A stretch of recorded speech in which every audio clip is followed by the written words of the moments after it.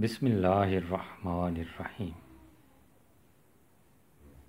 سال اول کے عزیز طلباء و طالبات، السلام علیکم۔ آپ کا معلم ممتاز گوندل آپ کی رہنمائی کے لیے ایک بار پھر حاضر ہے۔ امید ہے آپ خیریت سے ہوں گے۔ 11ویں جماعت کے طلباء و طالبات، آج ہم پیپر پیٹرن کے حوالے سے بات کریں گے۔ آپ کا اردو کا جو پرچہ ہوتا ہے وہ بورڈ میں کس قسم کے سوالوں پر مشتمل ہوتا ہے۔ جی تو عزیز طلباء و طالبات، سب سے پہلا حصہ آپ کو پتہ ہے، 9ویں 10ویں کا آپ امتحان دے کر آئے ہیں بورڈ کا، تو معروضی پرچے پر مشتمل ہوتا ہے۔ اور آپ کا معروضی سوال جو سوال نمبر 1 ہوتا ہے وہ 20 سوالات پر مشتمل ہوتا ہے، اور کثیر الانتخابی سوالات ہوتے ہیں اس میں،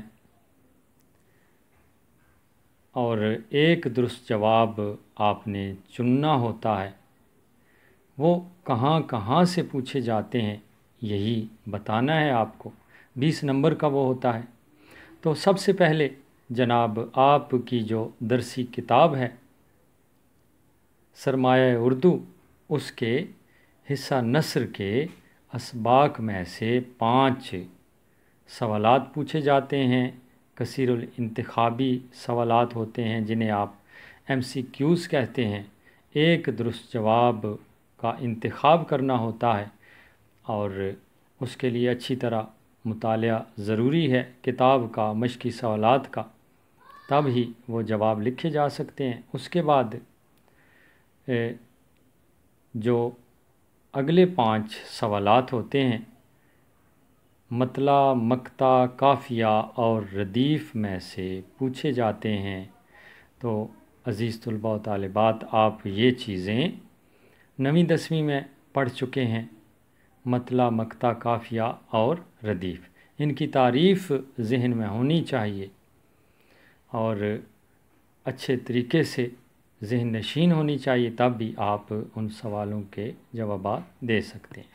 اس کے بعد اگلے جو 5 سوالات ہوتے ہیں وہ تشبیہ، استعارہ اور تلمیح میں سے پوچھے جاتے ہیں۔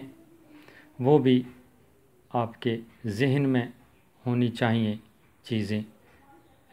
یہ چیزیں آپ جماعت 9 اور 10 میں پڑھ چکے ہیں۔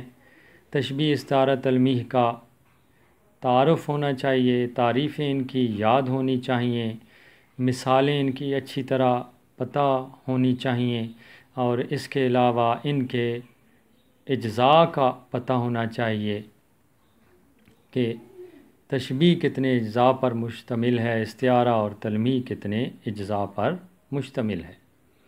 اور آخری جو 5 سوالات ہوتے ہیں وہ جملوں کو درست کرنا ہوتا ہے۔ 5 جملے دیے جاتے ہیں، عموماً خالی جگہ ہوتی ہے، اور درست لفظ کا انتخاب آپ کو کرنا ہوتا ہے، اور جو درست جواب ہوگا تو اس کے لیے آپ کی اردو اچھی ہونی چاہیے، تیاری اچھی ہونی چاہیے۔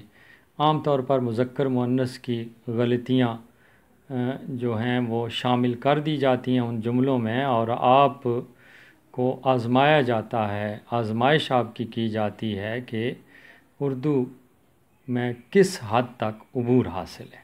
جی ہاں، معروضی پرچے کے حوالے سے عزیز طلباء و طالبات یہ تھی آپ کی رہنمائی۔